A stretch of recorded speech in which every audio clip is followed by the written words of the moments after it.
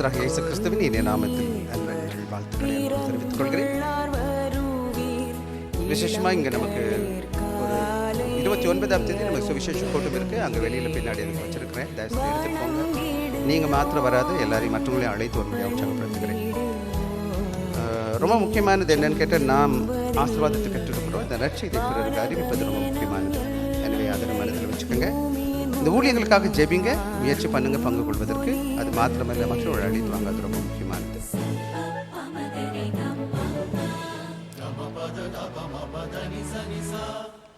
கைகளை வேதம் இருக்குமான தயவுசெய்து எடுத்துக்கொள்ளலாம். லூக்கா எழுதும் சுவிசேஷம் 2வது.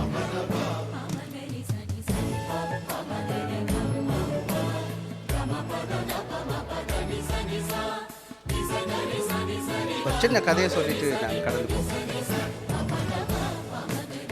ஒரு முறை ஒரு ராஜா ரொம்ப ரொம்ப துக்கமாக இருந்தார். அந்த ராஜா என்ன செய்யணும்னு தெரியல, ரொம்ப துக்கமாக இருந்தார். அவர் என்ன செய்யணும்னு தெரியல அவருக்கு. உடனே அங்கே இருக்கிற சாஸ்திரிகள் பெரியவங்களெல்லாம் கூப்பிட்டு, ஐயா நான் ரொம்ப துக்கமாக இருக்கேன், அதுக்கு என்ன காரணம்னு எனக்கு தெரியல, ஸோ எனக்கு என்ன பண்ணணும்னு தெரியல, அதனால் என்ன செய்யுங்க,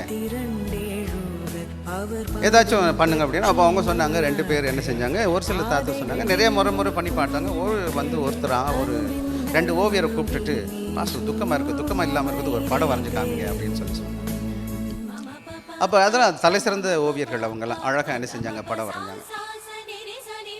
நிறைய படங்கள் வரைஞ்சாங்க. அந்த படத்தில் 2 எடுத்து, ஒரு 2 மட்டும் எடுத்து தனியாக வச்சு, ஐயா இதை பாருங்க அப்படின்னு சொன்னாங்க. அந்த படம் எப்படி இருந்துச்சுன்னா, ஒரு படம் ரொம்ப அழகான படம், ரொம்ப அருமையான ஒரு தோட்டம், பூங்கா இருக்குது, அழகான பூக்கள் இருக்குது, பூச்சி பறவைகள்லாம் அங்கங்கே இருக்குது, எல்லாம் அமைதியாக இருக்குது. அந்த படத்தை பார்க்கும்போதே ஒரு விதமான ஒரு அமைதி உள்ளே வந்துடும். ரொம்ப பீஸ்ஃபுல் சரின்னு சொல்லுவாங்க. இன்னொரு பக்கத்தில் இன்னொரு படம் வரையுது. இன்னொரு படம்னா பெரிய ஒரு கிளிஃப்னு சொன்னால் பெரிய மலையிலேருந்து ஒரு செங்குத்தான மலை, பெரிய மலையில் வந்து என்ன செஞ்சுட்டுருக்குன்னா, அங்கே தண்ணி விழுந்துட்டுருக்கு, மழை வீழ்ச்சி விழுந்துட்டுருக்கு.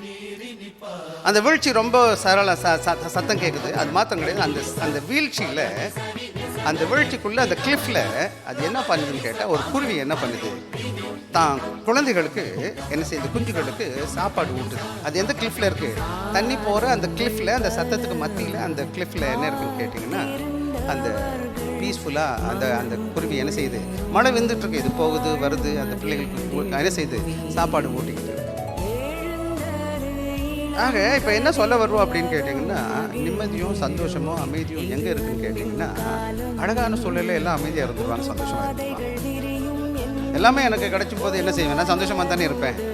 ஆனால் இந்த குருவி பார்த்துக்கோங்க, இந்த கிளிஃபில் இருக்குது, மலைச்சாரல் மேலேருந்து வீழ்ச்சி விழுந்துகிட்டு இருக்குது, சத்தம் கேட்குது, டிஸ்டர்பன்ஸ் இருக்குது. ஆனால் அது பாட்டுக்கு என்ன செய்யுது, இந்த குருவிக்கு அதை அழகாக என்ன செய்யுது, அந்த குருவிக்கு அந்த பறவை, தாய் பறவை என்ன செய்யுது, ஊட்டிக்கிட்டு வருது. அந்த குருவியும் அந்த தாயும் ஹாப்பியாக இருக்கிறாங்க. எவ்வளோ தான் சுற்றி வளைச்சில் சத்தம் வந்தாலும், இடி விழுந்தாலும், யார் வந்தாலும் சரி. ஸோ வாழ்க்கையில் என்பது என்னன்னு கேட்டிங்கன்னா, பல வேலைகளை நம்ம என்ன பண்ணுகிறோம் அப்படின்னு கேட்டிங்கன்னா, சந்தோஷத்தை தேடி உலகமெல்லாம் தேடிட்டு கிடக்கிறோம். எங்கே சந்தோஷம் கிடைக்கும், சமாதானம் கிடைக்கும், அன்பு கிடைக்கும் அப்படின்னு சொல்லி. இந்த கிறிஸ்மஸ் காலங்களில் ஒரு பெரிய பிரச்சனை என்னன்னு கேட்டிங்கன்னா, பல வேலைகளை நம்ம என்ன பண்ணுகிறோம்னு கேட்டிங்கன்னா, எங்கேருந்து சந்தோஷம் கிடைக்கும்னு சொல்லி எதிர்பார்க்குறாங்கன்னா, இந்த மக்கள் என்ன, உலகம் என்ன சொல்லுதுன்னா, பொன் பொருள் இருந்தால் போதும், நிறைய காசு இருக்குன்னா சந்தோஷமாக இருப்பேன் அப்படின்னு நீங்கள் நினைக்கிறாங்க ரொம்ப பேர். எத்தனை பேர் சொல்கிறீங்க, எனக்கு நிறைய காசு இருந்தால் ரொம்ப சந்தோஷமாக இருப்பேன்? காசு வேணும், இல்லைன்னு நான் சொல்லலை. நிறைய பேருக்கு வீடு இருக்குது, சந்தோஷமாக இருக்குங்க. வீடு வாங்கும்போது சந்தோஷமாக இருந்திருக்கும், இப்போது கார் வாங்கும்போது சந்தோஷமாக இருக்கும், ரைட்டு. ஆனால் ஒன்று மட்டும் நல்லா புரிஞ்சுக்கணும், இதெல்லாம் தேவைகள், கடவுளை நமக்கு கொடுப்பாரு. கொடுக்கறதுனால நிரந்தரமான சந்தோஷம் வருமானு கேட்டால், வீடு வர சந்தோஷமாக இருக்கும். இல்லை ஒரு 10th படிக்கிற ஒரு குழந்தையா இருக்குது, O லெவலில் பாஸ் ஆன பிறகு எவ்வளோ நாள் சந்தோஷம் இருக்குது, பாஸ் ஆகின பிறகு. அதுக்கப்புறம் 11th வந்துருச்சு, அதுக்கப்புறம் 12th வருதே, அப்புறம் மேலே படிக்கணுமே. எனக்கு நிறைய எதிர்பார்ப்புகள் வந்துட்டுருக்குமே. என்னுடைய தற்காலிகமான சந்தோஷம் பொன் பொருளால் மாற்றம் கிடையாது, வெற்றியினால் மாற்றம் கிடையாது, உறவுகளால் மட்டும் கிடையாது. சில வேலைகளில் நான் பெரிய நிகழ்ச்சிகள் பார்க்குறேன், சினிமா தேட்டர் போகிறேன், இல்லை டிவியில் என்னென்னமோ பார்த்துட்டு உட்காந்துருக்குறேன். எல்லாம் ஒரு ஃபுட்பால் மேட்ச் வந்து நடக்குது, ஏதாச்சும் ஒரு மேட்ச் நடக்கும், உங்களுக்கு பிடிச்சிருந்தா அது பார்க்கும்போது கொஞ்ச நாளைக்கு சந்தோஷமாக இருக்கும். அதை வின் பண்ணிச்சு, இந்தியா கிரிக்கெட்டில் வின் பண்ணிச்சு வச்சுக்கோங்களேன். நம்ம கிரிக்கெட் பிரியர்களுக்கா இந்தியா வேர்ல்டு வின் பண்ணிச்சு. இப்போ செஸ் சாம்பியன் இந்தியாவிலேருந்து ஒரு பையன், உடனே நாங்கள் இந்தியன் பாருங்க அப்படி மார்க்கில் தடிக்கிடுவாங்க. நல்லது, அது ஒரு தம்பியை நல்லபடியாக பெற்றுட்டான்னு வச்சுக்கோங்களேன். எவ்வளோ நாளைக்கு இருக்கும் இந்த சந்தோஷம், எவ்வளோ நாளைக்குமா இருக்கும்? ஆக சில வேலைகளில் நம்ம நினைக்கிறோம் பல காரியங்கள் பேசிட்டே போகலாம். ஆனால் இந்த சந்தோஷங்கள் நிரந்தரமானதல்ல. இந்த சந்தோஷம் ரொம்ப நாளைக்கு நிற்காது. அப்புறம் இன்னொரு முக்கியமான காரியம், இந்த 2 வார்த்தை ஆங்கிலத்தில், தமிழில் பார்த்தீங்கன்னா அந்த சந்தோஷம் மகிழ்ச்சின்ற வார்த்தைக்கு மகிழ்ச்சி, சந்தோஷம், ஆனந்தம், இன்பம், இந்த மாதிரி நிறைய வார்த்தைகளை பயன்படுத்திட்டு ஆங்கிலத்தில் என்ன செய்கிறாங்கன்னா, கிறிஸ்மஸ் காலங்களில் எப்படி நம்ம கிரீட் பண்ணுவோம்? எப்படிமா கிரீட் பண்ணுவீங்க? மெரி கிறிஸ்மஸ். எப்படி கிறிஸ்மஸ் என்பது மெரி கிறிஸ்மஸ். அப்படின்னா மெரினா என்னம்மா அர்த்தம்? என்னம்மா? எப்படி? Happy Christmas. Okay, happy Christmas. சரி, இப்போ இந்த மேரின்ற வார்த்தை இல்லை ஹாப்பின்ற வார்த்தை அல்லது ஜாய்ன்ற வார்த்தை 2-3 வார்த்தை இருக்குன்னு பயன்படுத்திட்டு இருக்கோம். இந்த ஹாப்பினஸ் இந்த மெரி நம்ம சூழ்நிலைகளை வச்சு வர்றது. இப்போ போகிற ஒரு இடத்துல நல்லா குதிச்சு ஆடுறாங்க, நான் நிற்கிறேன், எனக்கு கூட சந்தோஷமா இருக்கும், நல்லா ஆடுறாங்கப்பா. நிறைய இனிப்பான பாட்டு இல்லை, நிறைய சாப்பாடு, எனக்கு விருப்பமான சாப்பாடு இருக்குது, இல்லை நல்ல துணிமணி போட்டிருக்கேன், எல்லாமே எனக்கு சந்தோஷமாக இருக்கிறது ரொம்ப ஒன்றும் கஷ்டம் கிடையாது இல்லையா? ஏன்னா அந்த சூழ்நிலைகளை தள்ளப்படுது. அந்த சூழ்நிலை என்ன செய்யுதுன்னா என்னை தாக்குது. ஸோ அந்ததுனால நான் சந்தோஷம் வருகிறேன். ஆனால் இதெல்லாம் நிரந்தரமாக என்னோட வாழ்க்கையில் இருக்கணும். எவ்வளோ நாளைக்கு இந்த கிறிஸ்மஸ் இருக்கும்னு நினைக்கிறேன்? இந்த டிசம்பர் போன பிறகு மறந்துடுவோம் இல்லையா? ஸோ என்ன பிரச்சனைன்னு கேட்டிங்கன்னா, இந்த உலகம் கொடுக்குற சந்தோஷங்கள் இன்னொன்று நான் சிம்பிளாக சொல்லிடுறேன், உலகமே நிரந்தரம் இல்லை, எந்த காரியமும் நிரந்தரம் கிடையாது. என் லைஃப்பில், என்னுடைய வாழ்க்கையில் மட்டும் கிடையாது, எல்லாத்துக்கும் ஒரு எக்ஸ்பைரி டேட் இருக்காமா. எல்லாருக்கும் என்ன இருக்குது? ஒரு பொருள் வாங்குறோன்னு வச்சுக்கோங்களேன், ஒரு பொருளை போட்டோன்னா எக்ஸ்பைரி டேட் பார்க்குறோம். ஒன்றும் தெரியுமா உங்களுக்கு? உங்கள் உடம்புலேயே எக்ஸ்பைரி டேட் இருக்குது. நம்மளோட பாடியில் கூட ஒரு சீல் ஒரு குத்தி இருக்கிறார் ஆண்டவர், தெரியாத சீல். உலகத்தில் எதுவுமே நிரந்தரம் கிடையாது, நிரந்தரமாக சந்தோஷத்தை தரும். எனவே இன்னைக்கு நான் உங்களோடு கூட பேச போகிற முக்கியமான பாடம் என்னன்னு கேட்டிங்கன்னா, இந்த வசனம் கிறிஸ்மஸ் மகிழ்ச்சி, இந்த ஜாய் ஆஃப் கிறிஸ்மஸ் இந்த தலைப்பில் பேசுகிறேன். ஆக இதுதான் இங்கிலீஷ் ஜாய் ஆஃப் கிறிஸ்மஸ்ன்னு சொல்கிற வசனத்தை நான் எங்கேருந்து எடுத்துருக்கிறேன்னு கேட்டு, லூக்கா 2வது அதிகாரம் 14வது வசனம். இந்த வேதத்தை நான் வாசிக்கும் பொழுது நிறைய காரியங்களை நான் பற்றி பேசிக்கிட்டே போயிட்டு இருக்கேன். நிறைய கோணங்களை நம்ம சிந்திக்க முடியும். அதாவது இந்த காலங்களில் நான் இந்த திருச்சபை 20 வருஷம் ஊழியத்தின் பாதையில் பல 30 வருஷத்துக்கு மேலே ஆயிடுச்சு மினிஸ்ட்ரியில் ஒவ்வொரு கிறிஸ்மஸ்லையும் நிறைய செய்திகளை பேசியிருக்கிறோம், நானும் பேசியிருக்கிறேன், சிந்திச்சுட்டு இருக்கேன்.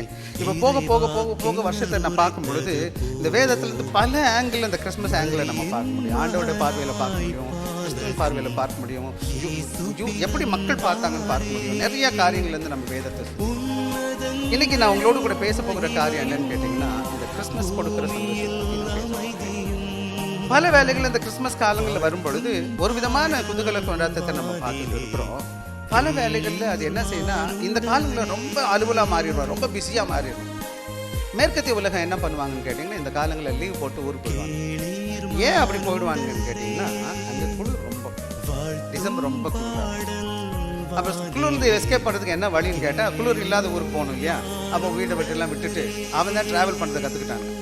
அவனுக்கு ஏன் ட்ராவல் பண்ணணுன்னா அந்த சூழ்நிலை. எங்கே ஒரு பாஸ்ட் வந்தார் நியூசிலாண்ட்லேருந்து, அவர் என்ன செய்கிறாரு, I will be holiday on December and ஜான்வரின்றார்.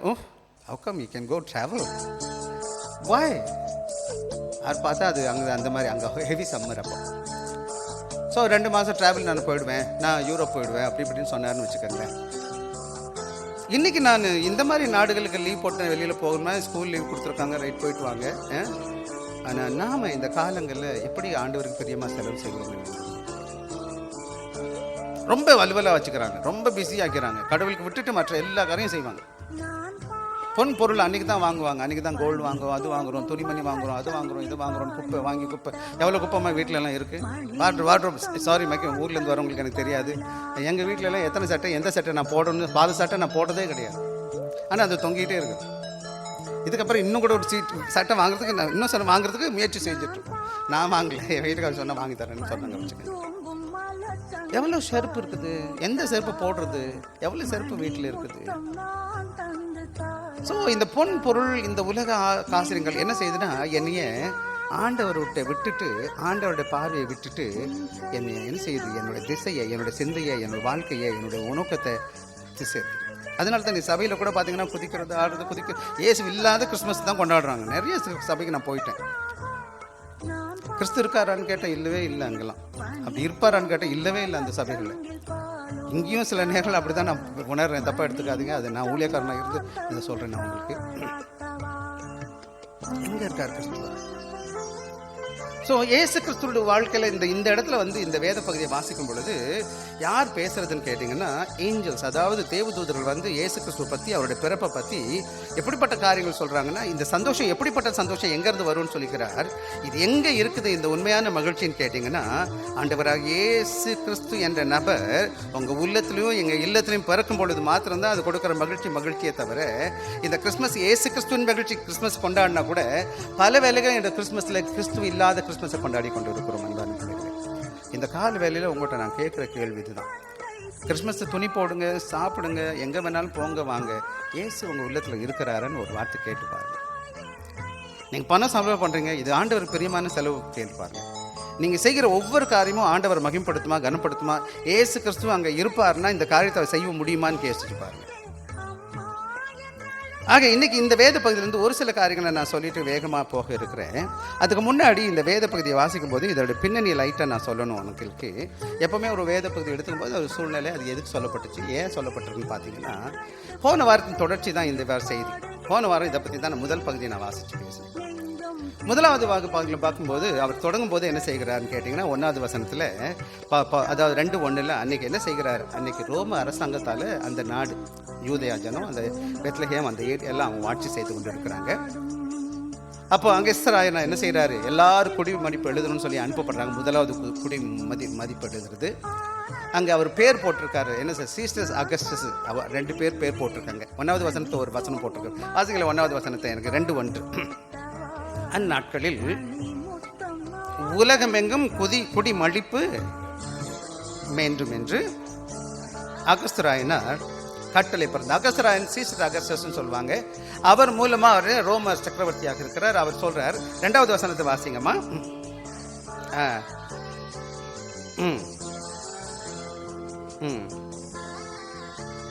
இன்னொரு வந்து அங்க கவர்னராக இருக்கிறான் சிரியாவில் ஒருத்தன். கவர்னர் யாருன்னு கேட்டால் செரேனியூன்ற ஒருத்தன். இவங்க 2 பேருமே கதாபாத்திரம். என்ன கதாபாத்திரம்னா வரலாற்று மாந்தர்கள். இவங்க இன்னும் இப்போ கூட ரோம அரசாங்கத்தில் போய் பார்த்தீங்கன்னா அவங்க பேர் அங்கே இருக்குது. ஸோ ஆண்டவர் என்ன செய்கிறாருன்னு கேட்டிங்கன்னா, ஆண்டவராக இயேசு கிறிஸ்துவோட பிறப்பை அதாவது வரலாற்றில் ஒரு பதிப்பதற்கு லூக்கா அதை தான் ஹைலைட் பண்ணுறாரு. இவர் சாதாரண மாந்தரல்ல, இவர் நேற்று சும்மா அப்படியே வந்து பிறக்கல, அவர் சரீரத்தில் வரலாற்றில் எங்கே இருக்கிறார், அவருடைய பேர் பொறிக்கப்பட்டு இருக்கிறது 1வது வழக்குன்னு பார்த்துட்டு. அது மட்டும் கிடையாது, இப்போ நீ வாசிச்சு வந்த வேத பகுதி மீக 5:2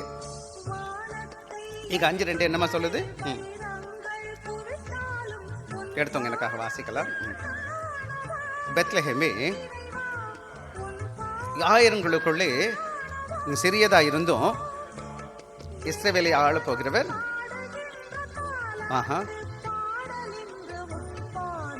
அதாவது நீங்க வந்து நல்லா கவனிங்க. கிறிஸ்துமஸ் பிறப்ப நீங்க எப்ப பார்த்தாலும் நீங்க புதிய ஏற்பாட்டுல இருந்து பாத்தீங்கன்னா உங்களுக்கு நிறைய காரியங்கள் புரியாது.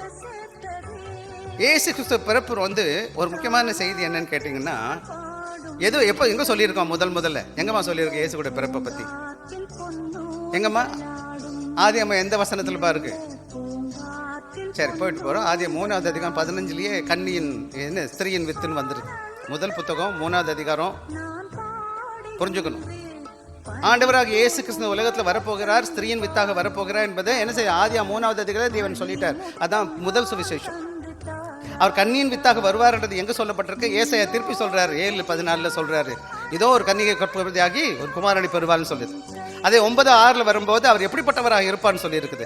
மீக 5:2 என்ன சொல்லுதுன்னா, அவர் எந்த ஊர்ல பிறப்பாருன்னு சொல்லி இருக்குது. ரொம்ப தெளிவா சொல்லி இருக்குது. இத்தனைக்கும் சொல்ல போனீங்கன்னா ஏசாயா 700 வருடத்துக்கு முன்னாடி சொல்கிறார். மீக என்ன செய்யல, பல 100 ஆண்டுகளுக்கு முன்னாடி சொல்லிட்டு போயிடுறார். அந்த இயேசு கிறிஸ்து மத்திய 1வது அதிகாரத்தில் விசேஷமா இந்த வேத பகுதியில் அந்த இயேசு கிறிஸ்து 3:2 சொல்லப்பட்ட அதே ஆண்டவர் எங்க பிறந்திருக்காருன்னு கேட்டீங்கன்னா இப்ப இந்த வேதத்துல வருகிறார். இது யாருன்னு கேட்டீங்கன்னா இது ஆண்டோடைய செயல். ஆக இந்த மீகா சொன்ன 5:2 அப்படியே நிறைவேறணும்னா என்ன செஞ்சிருக்கணும்? அங்கே இவங்க எல்லாம் நாசரேத்துக்காரன் போன வாரம் நான் சொல்லும்போது சொன்னேன், மேரியும் மரியாலும் யோசேப்பும் எந்த ஊருக்காரங்க? நாசரேத்து ஊருக்காரங்க. நாசரேத்து எங்க இருந்து கேட்டீங்கன்னா கொஞ்சம் தூரம், அங்கே கலிலியாவில் போகணும். மரியா சமாரியெல்லாம் தாண்டி கலிலியா போகணும். கலிலியாவில் ஒரு சின்ன ஊர் தான் நாசரேத். இப்போ போனீங்கன்னா நிறைய அரேபியர்கள் அங்கே தான் இருக்கிறாங்க, அரேப் முஸ்லிம்ஸ் அங்கே இருக்கிறாங்க. கொஞ்சம் கீழே வந்தீங்கன்னா கப்பர்நகூம் தான் இயேசு கிறிஸ்து வளர்ந்த ஊர். அதான் ஜீசஸ் டவுன் போட்டிருக்கு. இது எங்கே இருக்குன்னு கேட்டால் யூதயாவில் கிடையாது, பெத்லஹேமில் கிடையாது. இது எங்கே இருக்குது? நாசரேத்தில் இருக்குது, கலிலேயாவில் இருக்குது. அதாவது யூதயா, சமாரியா, கலிலேயா, 3 இது வடக்கில் இருக்குது, இதுக்கு தெற்கில் இருக்குது. ஸோ இப்போ என்ன செய்யணும்? அவ்வளோ தூரம் மக்கள் இங்கே வரணும்னா என்ன செய்யணும்? இந்த வசனம் நிறைவேறணும், என்ன செஞ்சுருக்கணும்? அங்கே இந்த மாதிரி குடி மதிப்பு எழுதப்பட்டிருக்கணும். அங்கே ஒரு ஆர்டர் வந்திருக்கணும், இவங்கெல்லாம் ஒன்றா கூடி வரணும்னு சொல்லிட்டு. அந்த நேரம் அவர்களுக்கு பிரசவ காலம் நேரிட்டு இருக்கணும், அந்த குழந்தை அங்கே பிறந்திருக்கணும். அப்படின்றதெல்லாம் ஆண்டோடைய என்னது நிகழ்வுகளை நீங்கள் பார்க்க முடியும். All god's hand. இன்னொரு முக்கியமான பகுதி, இந்த 2வது பகுதி வாசிக்கும் போது 2வது முக்கியமான காரியம் என்னன்னு கேட்டிங்கன்னா, உங்களுக்கு இந்த சர்ச்சை யாருக்கு சொல்லப்பட்டுச்சுன்னு கேட்டிங்கன்னா, முதலாவது சொல்லப்பட்டது யாருக்குமா? மெய்ப்பொருளுக்கு சொல்லப்பட்டுச்சு. மெய்ப்பொருளை பொதுவாக சொல்லும்போது எப்படி பண்ணுவேன்னு கேட்டிங்கன்னா, அவர்கள் ரொம்ப மதிக்கப்படாதவங்க. அது அப்புறமா நான் கூட சொல்லுவேன். மதிப்பு இருக்குமா மெய்ப்பொருளுக்கு ஏதாச்சும்? இன்னைக்கு கூட மெய்ப்பொருளுக்கு என்ன மரியாதை? ஆடு மேய்க்கிறவங்க பொதுவாக என்ன பண்ணாங்கன்னா, முக்கியமான நிகழ்ச்சிகள் எல்லாம் அவங்க இருக்க மாட்டாங்க. ஏன்னா ஆடு பற்றிக்கிட்டு எங்கே போயிடுவாங்க? அங்கே எப்போதுமே வனாந்திரத்தில் அங்கே இருப்பாங்க. நல்லது கெட்டதுக்கு எப்போ செய்ய முடியாது, வர முடியாது. இவங்களுக்கு நிறைய மாதிரி முக்கியத்துவம் கொடுக்கப்படாது உங்கள் வீட்டில் இல்லை. பொதுவாக என்ன செய்ய மாட்டோம், ஆடு மேய்க்கிறவங்களும் ஆடு போய் பார்த்துக்கோ அப்படின்னு வரட்டு விட்டுருவாங்க. ஏன்னா ஆடு நிறையா இருக்குது. சில வேலைகளில் நூற்றுக்கணக்கான ஆடு. விசேஷமாக பெத்லஹேமில் ஏன் ஆடு வளர்ப்பாங்கன்னு கேட்டிங்கன்னா, தேவ சபைக்கு, அதாவது டெம்பிள், அதாவது தேவாலயம் எங்கே இருக்குது? எருசலேமில் இருக்குது. 7 கிலோமீட்டர் தள்ளி தான் இருக்குது. எப்போவுமே ஆடு எங்கே ரொம்ப முக்கியம். ஏன்னா இவங்களை பலி கொடுக்குற வழக்கம் இருந்துச்சு. அப்போ ஆடு எங்கே தான் வாங்கணும்? அப்போ அங்கேருந்து இங்கே கொண்டு வந்து விற்பாங்க. அப்போ நிறைய பெரிய பணக்காரங்க நினைச்சு ஆடு மேய்க்கிற ஆடை பண்ணையாக வச்சுருப்பாங்க. நிறைய பண்டிகை இருப்பாங்க, அவங்க கொண்டு மேய்க்கணும். ஸோ இப்போ இவங்களுக்கு இந்த இங்கே இது பலி கொடுப்பதற்கு ஆடு எங்கேருந்து வரும்? பக்கத்து ஊரில் தானே வரும். இப்போ எங்க கூட பார்த்தீங்கன்னா கறி வேணா எங்கே வருது? மலேசியாவில் வந்து, இந்தோனேஷியாவில் வருது, மற்ற நாட்டிலேருந்து வருது. அதே போலவே எருசலேமில் என்ன செய்ய முடியாது, வளர்க்க முடியாது. எருசலேம் வந்து சிட்டி, பட்டணம். ஆக இங்கே நம்ம நடக்கிற காரியம் என்னன்னு கேட்டிங்கன்னா, இந்த இந்த இந்த இந்த மேய்ப்பர்களுக்கு தகுதி இல்லை, எந்த மதிப்பும் கிடையாது. ஆனால் நற்செய்தி யாருக்கு தான் போச்சுன்னு கேட்டிங்கன்னா, தெய்வத்துக்குள் கொண்டு போன நற்செய்தி யாருக்குன்னு கேட்டிங்கன்னா, முதலாவது போனது யாருக்கு? இந்த மேய்ப்பர்கள். ஆனால் மறக்கக்கூடாது, இந்த மேய்ப்பர்களுக்கு ஏன் போச்சு அப்படின்னு கேட்டிங்கன்னா, இது சொல்ல வேத பண்டிதர்களுடைய கருத்து. ஆதி பிதாக்கள் ஆபிரகாம், ஈசாக்கு, யாக்கோபுடைய தொழில் என்னமா? என்ன தொழில் பண்ணாங்க? மேய்ப்பர்கள் தான். வேதத்தில் 2 தொழில், முக்கியமான தொழில். முதல்ல 4வது அதிகாரத்தில் பார்க்க முடியும். ஒன்று பயிரிடுகிற தொழில், இன்னொன்று மேய்ப்புற தொழில். இதெல்லாம் ஆதி தொழில்கள் சொல்லுவாங்க. பயிரிடுகிறதும், அதுக்கப்புறம் ஆடு. காயின் வந்து பயிரிடுகிறவனாக இருந்தால், ஆபேல் என்ன செய்கிறான்? மந்தையை காக்கிறவனாக இருந்தான். இதுக்கு பின்னாடி இவங்க என்ன செய்கிறாங்கன்னு கேட்டிங்கன்னா, ஆடு மேய்க்கிற தொழில் இவங்களுக்கு நிறையா இருக்குது, மேய்ப்பர்களாக இருக்கிறாங்க. யோசிப்பு எகிப்து போகும்போது கூட அவன் சொல்லி போகிறான், நம்மலாம் யோசிப்பு ஆடு வச்சுருக்கிறோம், எங்களுக்கு ஆடோட சம்மந்தம் வேணும். இந்த நொபேட்ஸ், இவங்க ஆடு மேய்க்கிறவங்களோட பழக்கம் என்னென்னா, அவங்க ஒரு இடத்துலேருந்து இன்னொரு போயிட்டே இருப்பாங்க. ஏன்னு கேட்டால், ஆடுக்கு எங்கே பச்சையாக இருக்குதோ, எங்கே புல் இருக்கோ, எங்கே தண்ணி இருக்கோ, அந்த ஊரில் தான் இருக்க முடியும். இப்போ காஞ்சி போச்சுன்னு வச்சுக்கோங்க ஊர், அந்த ஊரில் இருக்க முடியுமா? முடியாது. சாப்பாடு கிடைக்காது, ஆடெல்லாம் செத்து போயிருமே. அதனால இவங்க பொதுவாக என்ன செய்வாங்கன்னா, ஒரு இடத்துல இருக்க மாட்டாங்க. அப்படி இருந்தால் கூட என்ன செய்வாங்க, போயிட்டே இருப்பாங்க. அப்படின்னா ஒரு நிரந்தரமான அடையாளம் இல்லாத மக்கள் இவங்க. இன்னொரு முக்கியமான காரியம், தாவீது ராஜா யாராக இருந்தாருமா? மெய்ப்பராக தான் இருந்தார்.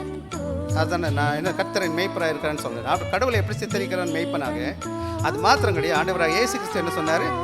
நானே நல்ல மெய்ப்பன். நல்ல மெய்ப்பன் தன் நாடுகளுக்காக ஜீவனை. ஆக ஏதோ ஒரு முக்கியத்துவம் இருக்குது. ஏன் ஆண்டவர் இந்த பேய்ப்புகள் இந்த செய்தியை சொல்லியிருப்பாருன்னு நீங்கள் புரிஞ்சுக்கும் போது என்ன சொல்ல வருதுன்னு கேட்டிங்கன்னா, சங்கீதம் 23 சொல்லுது, நம்முடைய ஆண்டவர் எப்படிப்பட்டவராக மெய்ப்பனை போல இருக்கிறார். ஆக இந்த நற்செய்தி யாருக்கு முதலாவது வருதுன்னு கேட்டிங்கன்னா, அதில் முக்கியமான இந்த செய்தி மெய்ப்பொருளை நோக்கி வந்திருந்தால் கூட இது எல்லாருக்கும் உண்மையான சந்தோஷமான செய்தி. எனவே இந்த வேதத்தில் வேகமான குடுகுடுன்னு நான் ரொம்ப நேரம் பேச மாட்டேன். நான் சில காரியங்கள் மாத்திரம் உங்களுக்கு சொல்லிட்டு போய் ஜாய் ஆஃப் கிறிஸ்மஸ் ஒரு 4 கூறுகளாக பிரிச்சுக்குவோம். நிறையா உதாரணங்கள் கொடுக்க மாட்டேன், முடிஞ்சிச்சு, ஆல்ரெடி நேரம் கொடுத்துட்டேன். ஆக 4 அந்த ரெசிபியன்ட் ஆஃப் ஜாய், இந்த சந்தோஷத்தை முதல்ல யார் பெற்றுக்கொண்டார்கள் பார்க்க போகிறோம். 2வது மெசேஜ் ஆஃப் ஜாய், என்ன செய்தி கொடுக்கப்பட்டது சந்தோஷத்திற்காக, ஏன் நாம் சந்தோஷமாக இருக்க வேண்டும், அதன் அடையாளம் என்னன்னு நம்ம பார்க்க போகிறோம். 4 காரணங்கள் சுருக்கமாக வாசிக்கலாம். 8வது வசனத்தை எனக்காக வாசிக்க. அப்பொழுது அந்த நாட்டிலே மேய்ப்பர்கள் வயல்வெளியில் தங்கி, இங்கே பார்த்தீங்கன்னா இந்த செய்தி முதல் யாருக்கு வந்துச்சுன்னு கேட்டால், இந்த ரெசிபியன்ட் ஆஃப் ஜாய் யாருக்கு இந்த நற்செய்தி வந்துச்சுன்னா, முதலே சொல்லிவிட்டு மறுபடியும் நான் உங்களுக்கு சொல்ல விரும்புகிறேன். அங்கே வயல்வெளிகளை தங்கி ராத்திரியில் என்ன செய்த தங்களை மந்தையை மேய்த்து கொண்டிருந்தார்கள். யாருன்னு கேட்டால் மேய்ப்பர்களுக்கு வந்துச்சு இந்த செய்தி. நிச்சயமாக நம்ம பார்த்துக்க முக்கியமான ஒரு நபர் பிறந்திருப்பாருன்னு சொன்னால் இந்த செய்தி எங்கே போயிருக்கணும், முக்கியமானவங்களுக்கு தான் நம்மளாம் சொல்லுவோம், சாதாரண மக்களுக்கு சொல்ல மாட்டோம். ஆனால் இங்கே நற்செய்தி என்ன வருதுன்னு கேட்டிங்கன்னா, யாரை நோக்கி வருதுன்னு கேட்டிங்கன்னா, இந்த உலகத்தால் புறக்கணிக்கப்பட்ட மக்களுக்கு வருது.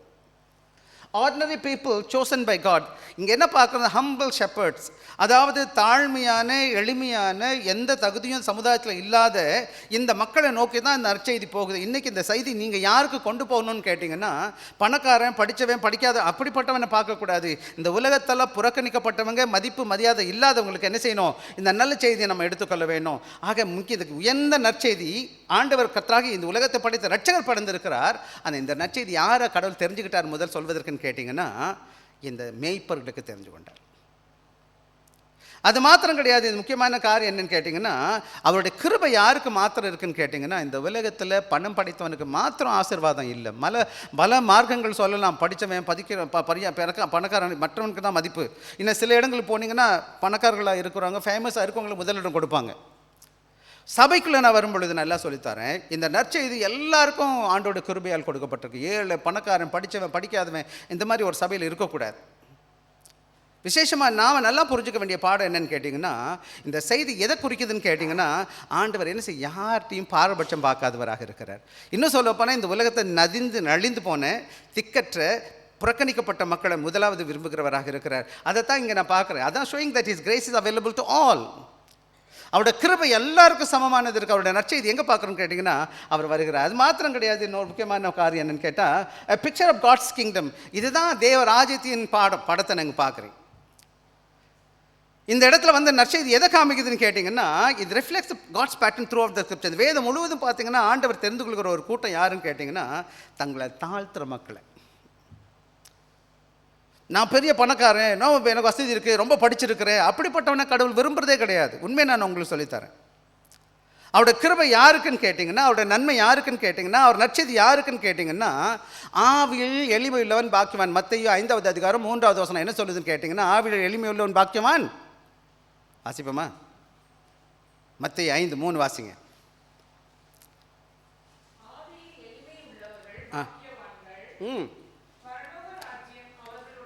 ஐயா, இந்த ரட்சிப்பின் செய்தி முதல்ல வந்து யாருக்கு தான் கொடுக்கப்படும் கேட்டால், பெருமை பிடிச்சவனுக்கெல்லாம் கிடையாது. தனக்கு பொண்ணு இருக்கலாம், பொருள் இருக்கலாம். இன்றைக்கி நல்லா கவனமாக கவனிக்க வேண்டிய பாடம் கிறிஸ்தவ மார்க்கத்தை நீங்கள் நல்லா கவனமாக கவனிச்சிங்கன்னா, ஏழைகளின் தெய்வம், ஏழைகளின் மார்க்கம், ஏழை மக்களோடு கூட காணப்பட்டுச்சு. எப்போவுமே பெரிய பெரிய பணக்காரங்களோட ஆண்டவராக ஜீவிக்கும் போது வாழலை. அதாவது பொன் பொருள் ஆண்டவர் கொடுத்தா ஆண்டவருக்கு நன்றி செலுத்துங்க. ஆனால் மறந்துடாதீங்க, ஆண்டவர் ஏழ்மையான எளிமையான மக்களை தான் விரும்புகிறவராக இருக்கிறார் உள்ளத்தில். ஆவியில் எளிமையை குறித்து இன்னொரு நாளைக்கு நான் உங்களோடு கூட பேசுகிறேன் நான் பின்னாடி என்னன்னு சொல்லிட்டு. ஆனால் நீங்கள் நல்லா நீங்களும் நான் புரிஞ்சுக்கிற பாடம் என்னன்னு கேட்டிங்கன்னா, நாம் இந்த இரக்கத்தை பெறணும், இந்த ரட்சிப்பின் செய்தியை பெறணும்னு சொன்னால் நான் எப்படிப்பட்டவனாக இருக்கோம்? Humble enough to receive God's Jesus Christ.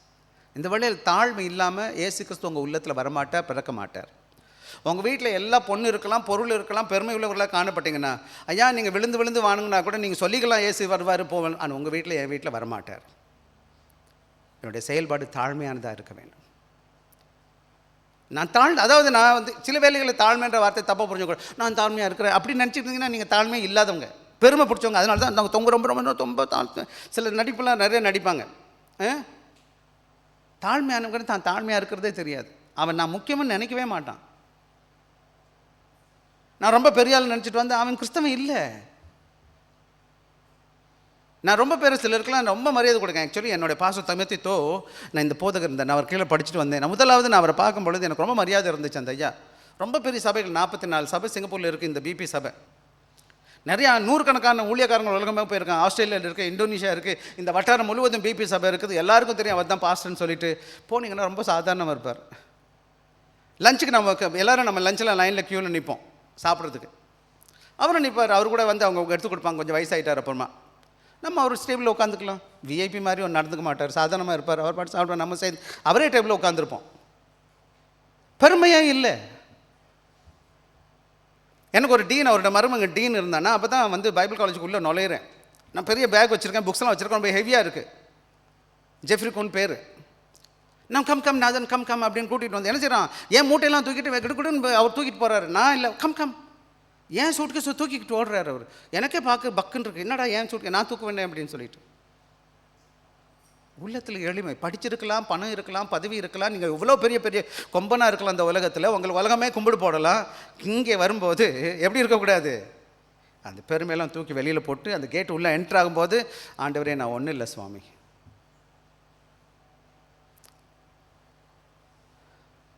Jimmy கார்ட்டர்னு ஒரு ஊழியக்காரர்.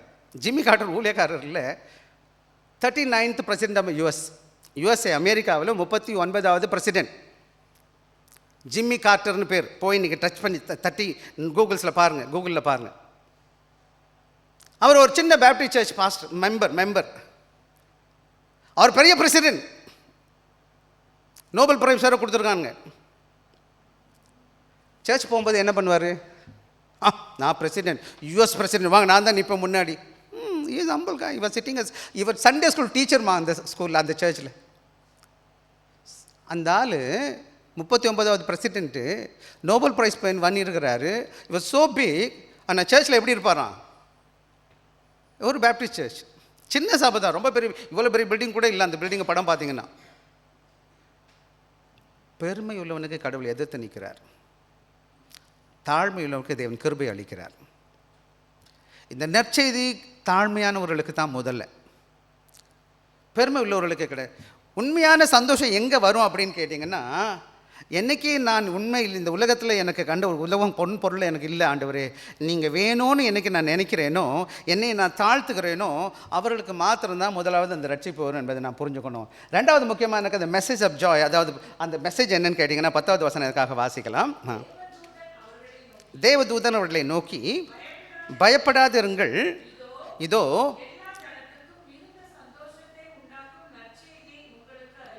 இங்கே முதலாவது என்னன்னு கேட்டிங்கன்னா, முதலாவது அவரோட பிரச்சனை என்னன்னு கேட்டிங்கன்னா, பார்த்துட்டாங்க, தூதர்கள் வந்ததை பார்த்த உடனே அப்படியே அவங்க எங்கே உட்காந்துருக்காங்க? காட்டில் எங்கேயோ உட்காந்துருக்குறாங்க. பனி பொழிஞ்சுக்கிட்டு இருக்கு. டிசம்பர் மாதத்தில் இப்போல்லாம் போனீங்கன்னா, யூஎஸ் விசேஷமாக இஸ்ரேல் நாட்டெலாம் போனீங்கன்னா ரொம்ப குளிரான ரொம்ப குளிர்பாங்கான பகுதி. இந்த நாட்கள் எல்லோரும் என்ன செஞ்சுருங்க, அங்கே என்ன செஞ்ச அந்த புகை மூட்டை அந்த இது பற்ற வச்சுக்கிட்டு உட்காந்துருக்காங்க, குளிரில் காஞ்சிக்கிட்டு உட்காந்துருக்குறாங்க. திடீர்னு ஒரு தேவதூதர் சத்தம் கேட்குதுன்னு பயந்துட்டாங்க, ரொம்ப பயந்துட்டாங்க. பாருங்களேன் எப்படி இருக்கும் திடீர்னு இருட்டில். அப்போ என்ன நடக்குதுன்னு கேட்டிங்கன்னா, முதல்ல அவர்களுக்கு தேவன் சொல்கிற வார்த்தை என்னன்னு கேட்டிங்கன்னா, அவரோட பயத்தை, அவர்கள் சொல்கிற ஃபியர் நாட், என்ன செய்யக்கூடாது? தேவதூதர்களை நோக்கி பயப்படாதிருங்கள். இந்த உலகத்தில் ஆண்டவரை தம்மை தாழ்த்தி ஒப்பு கொடுக்குற மக்களுக்கு கடவுள் கொடுக்குற எவ்வளோ பெரிய பயமான வாழ்க்கை வாழ்ந்திருந்தாலும், ஆண்டவர் நமக்கு கொடுக்குறது என்னன்னு கேட்டிங்கன்னா, பயத்தை நீக்கிறதுனால தான் அந்த சந்தோஷம் அங்கே வர ஆரம்பிக்கும். அந்த அந்த அந்த தேவதூதர்கள் என்ன செய்கிறாங்க? அவங்க உறுதிப்படுத்துகிறாங்க, பயப்படாதீங்க. இந்த பயப்படாத குறித்து செப்பரேட்டாக ஒரு பாடம் இருக்குது. அதாவது வேதத்தில் இந்த பயப்படாதுன்ற வார்த்தை 365 முறைக்கு மேலே காணப்படுதான். அப்போ அந்த 365 ஒவ்வொரு நாளைக்கும் இந்த வேதவசனம் என்னை தூக்கி வருது, பயப்பட. இந்த உலகத்தில் ஃபஸ்ட்டு பாவம் செஞ்சதுனால வந்த விளைவு என்ன தெரியுமா? ஃபோபியா. இன்றைக்கி இருக்க வியாதிகளுக்கு அடிப்படை இந்த மெடிக்கல் டிபார்ட்மெண்ட் ஆட்களுக்கு சொல்லித்தரேன். அதிகமான வியாதிக்கு ஒரு காரணம் என்னன்னு கேட்டீங்க, என்னம்மா? பயம். ஃபோபியாவில் நிறைய ஃபோபியாஸ் இருக்குது. சத்தத்தை கேட்டால், உயரத்தை பார்த்தா, நிறைய அந்த பாம்பு பூச்சி பல்லியை பார்த்தா பயம். இன்றைக்கி நிறைய பேர் பயத்தில் செத்து வந்துடுறான். பிரச்சனையே வராது, ஆனால் அந்த பயந்துக்கிட்டே இருக்கிறதுனால தான் வியாதியே. ஆக இன்றைக்கி நம்ம கவனமாக கவனிக்க வேண்டிய பாடம் என்னன்னு கேட்டிங்கன்னா, ஆண்டவர் நற்செய்தியில் சொன்னது, தேவதூதர்கள் வந்து சொன்ன முதற் செய்தி என்னன்னு கேட்டிங்கன்னா, பயப்படாதீர்கள். என்ன செய்யுதுன்னு கேட்டிங்கன்னா, அந்த தேவதூதர்கள் என்ன செய்கிறாங்க? அவங்க பயத்தை மாற்றுவதற்கு இயேசு கிறிஸ்து என்ற நற்செய்தி சொல்லும் பொழுது, இந்த உலகத்தில் எனக்கு பொண்ணு இல்லாமல் இருக்கலாம், பொருள் இல்லாமல் இருக்கலாம், பதிப்பு இல்லாமல் இருக்கலாம், எதிர்காலத்தை குறித்து கவலை காணப்படலாம். அந்த இயேசு கிறிஸ்து எனக்குள்ளே வரும் பொழுது எனக்கு தெரியும், ஒரு விதமான நம்பிக்கை வந்துடும். ஆண்டவர் எங்கேருந்து எனக்கு தருவார்னு எனக்கு தெரியாது, ஆண்டவர் எனக்கு பலத்தை தருவார். அந்த பயம் என்ன போன விட பிறகு என்ன நடக்கும்னு கேட்டால், எனக்கு தெரியாத ஒரு சந்தோஷம் வராது, அமைதி வந்துடும். அமைதி அந்த என்ன செஞ்சிடும்? சந்தோஷம் வந்துடும். ஆக இந்த மகிழ்ச்சி என்பது என்னன்னு கேட்டிங்கன்னா, ஆங்கிலத்தில் சொல்லுது, the message of Christ replaces fear with hope, peace and joy. ஆக இந்த உலகத்தில் ஆண்டவரோட நற்செய்தி என்ன செய்யும்னு கேட்டிங்கன்னா, பயத்தை போக்கின பிறகு ஒரு நம்பிக்கை கொடுக்கும், அங்கே சமாதானத்தை கொடுக்கும், அதுக்கப்புறம் மகிழ்ச்சி என்று ஆண்டவரால் கொடுக்கப்படும். இந்த பொண்ணால் பொருளால் கொடுக்குற சந்தோஷம் சமாதானம் கொஞ்சம் காலங்கள். நான் பல வேலைகளை நான் எங்கே போயிருக்கேன்னு கேட்டிங்கன்னா, இந்த சிலம்பெல்லாம் எனக்கு ரொம்ப பிடிக்கும். இந்த இல்லாத ஜனங்க வீட்டுக்கு போய் ஊழியம் பண்ணுறது. ஒரு வீட்டுக்கு போய் நான் பல முறை சொல்லியிருக்கிறேன். இது வந்து கெல்லிஸ் கார்னரில் இருக்குது, இன்னும் கூட அந்த ஃபிலம் இருக்குது உள்ளே. எப்போவுமே நான் காலேஜில் படிக்கும்போது என்ன செய்வேன்னா, கையில் பைபிள் எடுத்துக்குவேன், ட்ராக்ஸ் எடுத்துக்குவேன், அப்படியே உள்ளே போயிடுவேன். அப்படியே சுற்றி போவேன், எங்கேயாச்சும் போயிட்டு இருப்பேன் நான் பாட்டுக்கு. அப்போ ஐயா வாங்கய்யா, பைபிளை கையில் பார்த்து ட்ராக்ஸ் பார்த்தோன்னே தோத்துறோம் ஐயா வாங்கய்யா அப்படின்னு கூப்பிட்டுருவாங்க. உள்ளே போய் பார்த்தா ஒரு சகோதரி வீட்டுக்கு போகிறேன். உள்ளே கூரெல்லாம் இல்லை, கீழே தரையே இல்லை. ஐயா ஜபிங்கய்யா. உடனே ஒரு அம்மா யாரோ கொடுத்தா உடனே அனுப்புகிறாங்க, ஐயா போய் டீ வாங்கிட்டு வான்னு அனுப்புகிறாங்க. அங்கே அந்த உள்ளே ரொம்ப சந்தோஷமாக இருக்கிறாங்க. ஆனால் அவங்க சந்தோஷம் வந்து வீடை பார்த்தா இருக்கக்கூடாது. நமக்கெல்லாம் வீட்டில் ஒரு சின்ன ஓட்டை விழுந்து தண்ணி விட்டுச்சுன்னா ஐயோ வீடு ஒழுதுன்னு ஒப்பாரி வச்சுட்டு உட்காந்துருப்போம். அங்கே வீடே ஓப்பனாக தான் இருக்குது. வெயில் தெரியுது, மழை பெஞ்சா உள்ளே அடிக்கும், வெயில் அடித்தாலும் உள்ளே தான் விழுது. இங்கேருந்து பார்த்தா எல்லாமே தெரியுது, வனமே தெரியுது எனக்கு. நான் அங்கே தான் நிற்கிறேன். இத்தனையும் சின்ன வீடு தான் அவங்க வீடு. அந்த மாதிரி சொல்கிறாங்க ஐயா ஜெபிங்கன்னு.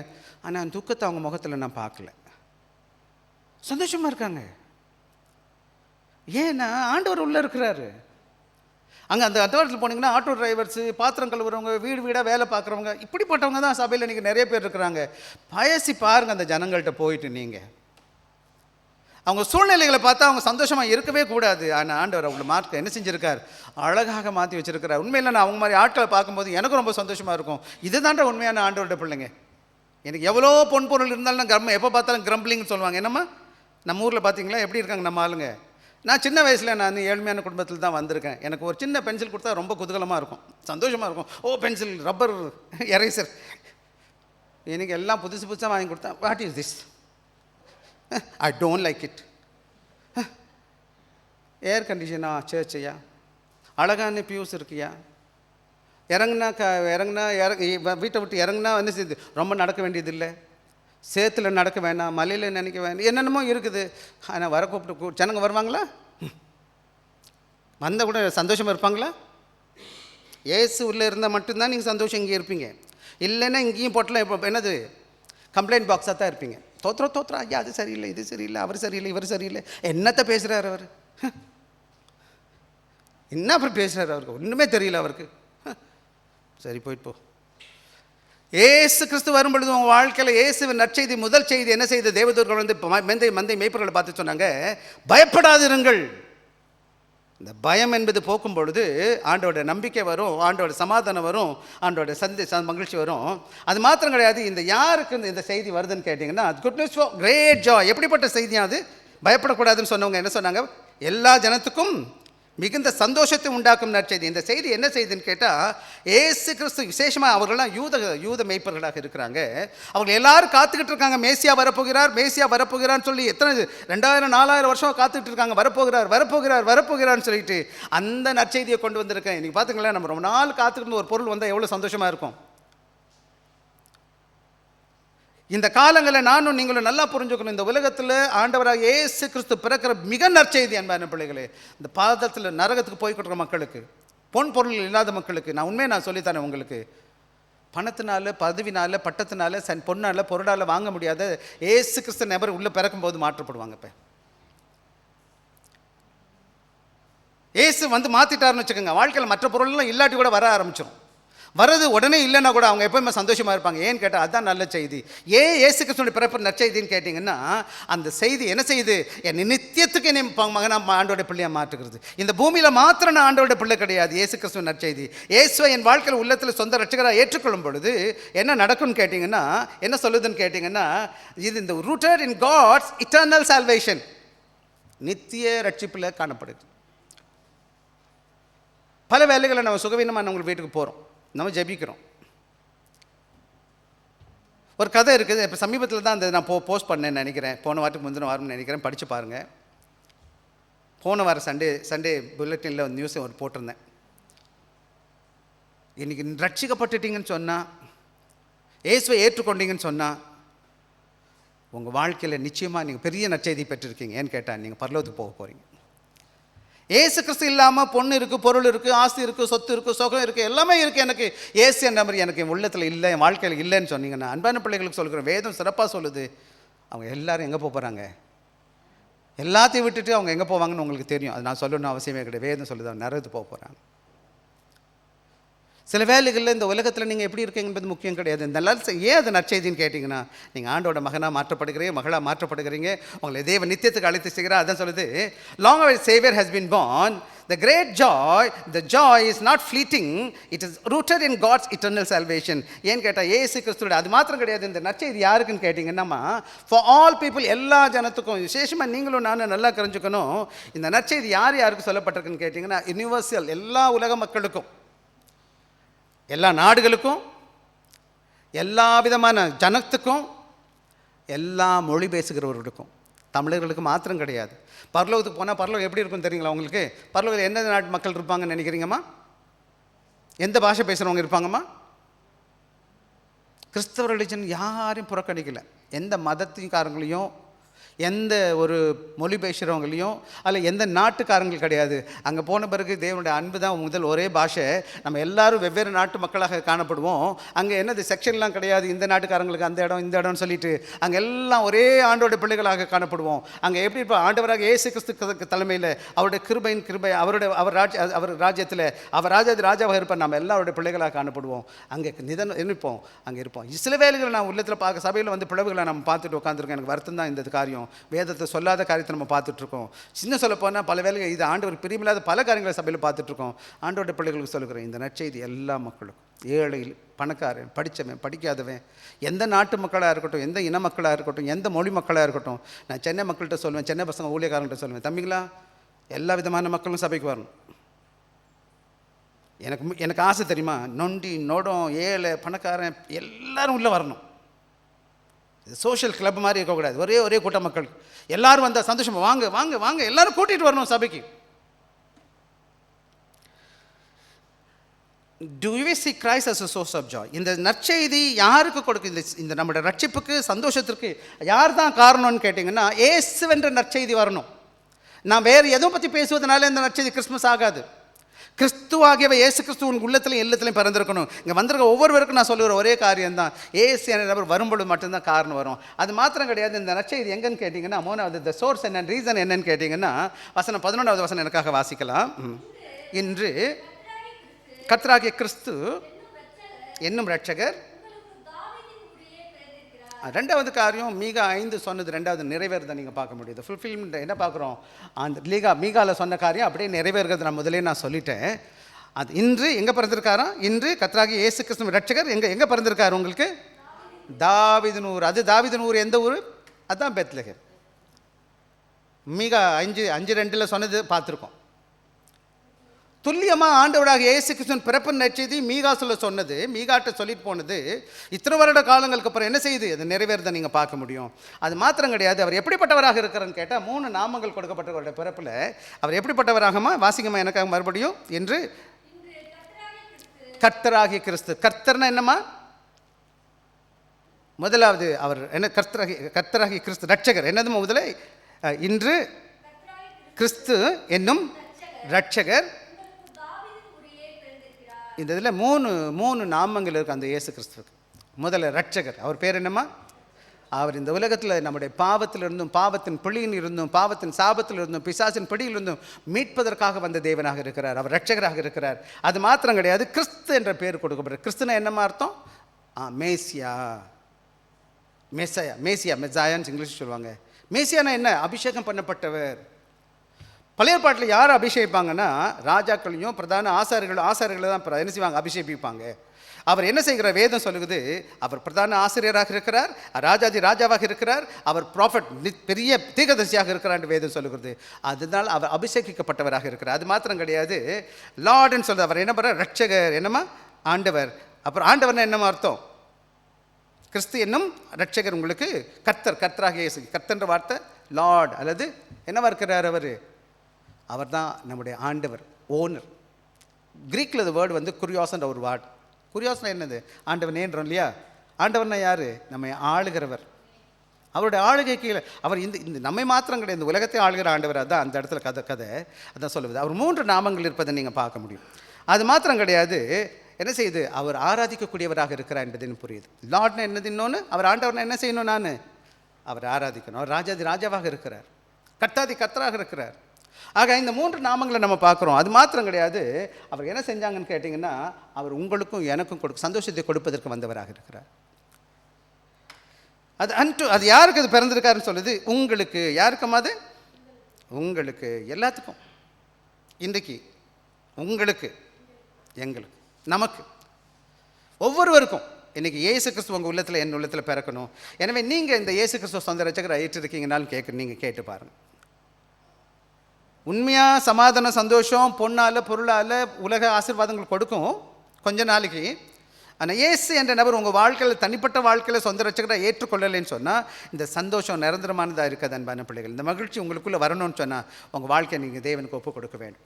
கடைசியாக ஒரே ஒரு காரியத்தை நான் சொல்லிட்டு வேகமாக நான் போக விரும்புகிற காரியம் என்னன்னு கேட்டிங்கன்னா 12வது வசனத்தை எனக்காக வாசிக்கலாம். பிள்ளையை துணிகளில் சுற்றி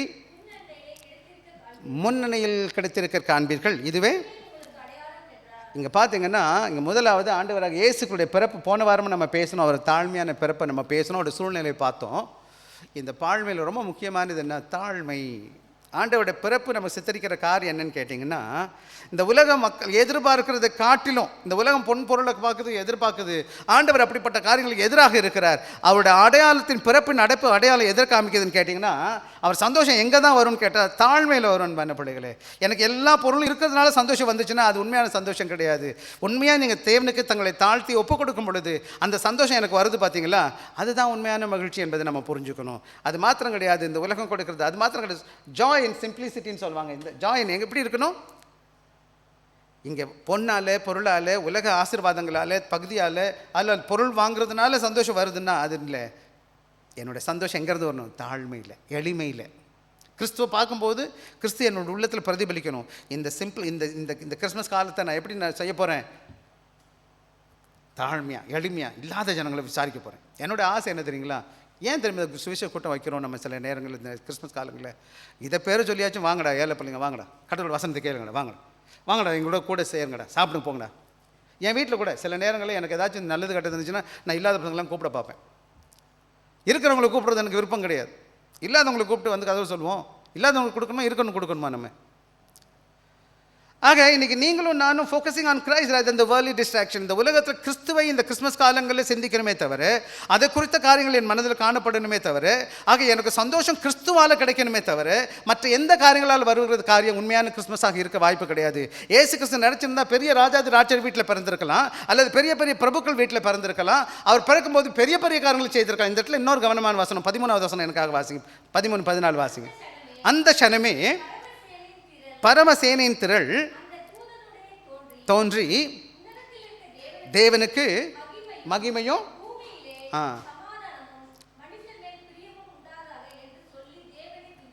அவர் சொன்ன செய்தியை கேட்ட உடனே எவ்வளோ பேர் வந்தாங்களா? எத்தனை தூதர்கள் வந்தாங்கம்மா? எத்தனை பேர் வந்தாங்களா? அந்த வசனம் பரமசேனைன்னா எத்தனை பேர்ப்பா? எவ்வளோ பேர் கூட்டம் இருந்திருக்கோம்? அதை எத்தனை பேர் இருந்திருப்பாங்க சொல்லுங்கள் பார்க்கலாம். ஒருத்தர், 2 பேர், 5 பேர், 10 பேர், 100 பேர். எவ்வளோ முக்கியமான செய்தி இல்லை இது? பூமியே நடுங்குது. அதாவது அவ்வளோ ஆயிரக்கணக்கான தூதர்கள் வந்து நிற்கிறாங்கன்னு வேதம் சொல்லுது. இந்த ஒரு நற்செய்தியை பார்த்து தேவ தூதர்கள் கூட்டமே பரலோகமே அசையுதுன்னு கேட்டால் எவ்வளோ பெரிய ஆண்டவர் பிறந்திருக்கிறாரு. அது எவ்வளோ பெரிய நற்செய்தி நினச்சி பாருங்கள். இன்றைக்கி வந்து விஐபி எனக்கு நான் வந்து பைபிள் காலேஜில் படிச்சுட்டு இருக்கும்போது ட்ரினிட்டின்னு ஒரு ஸ்கூலில் படிச்சுட்டு இருந்தேன். 2002 எனக்கு 2002-2001 அப்போ இந்த நாட்டு பிரசிடென்ட் வந்தார், எங்கள் சர்ச் காலேஜுக்கு வந்தார். எப்படி இருந்திருக்கும் எங்கள் காலேஜு?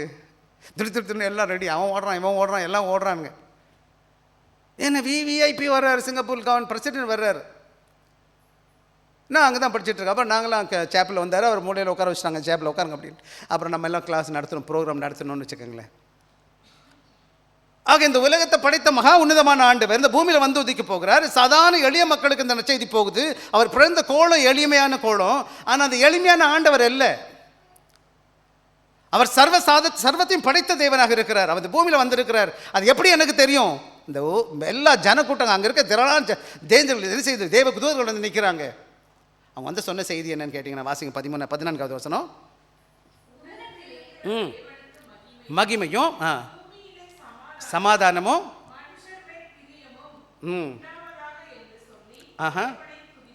இங்கே 2 முக்கியமான காரியம். ஒன்று மகிமை, 2வது சமாதானம்.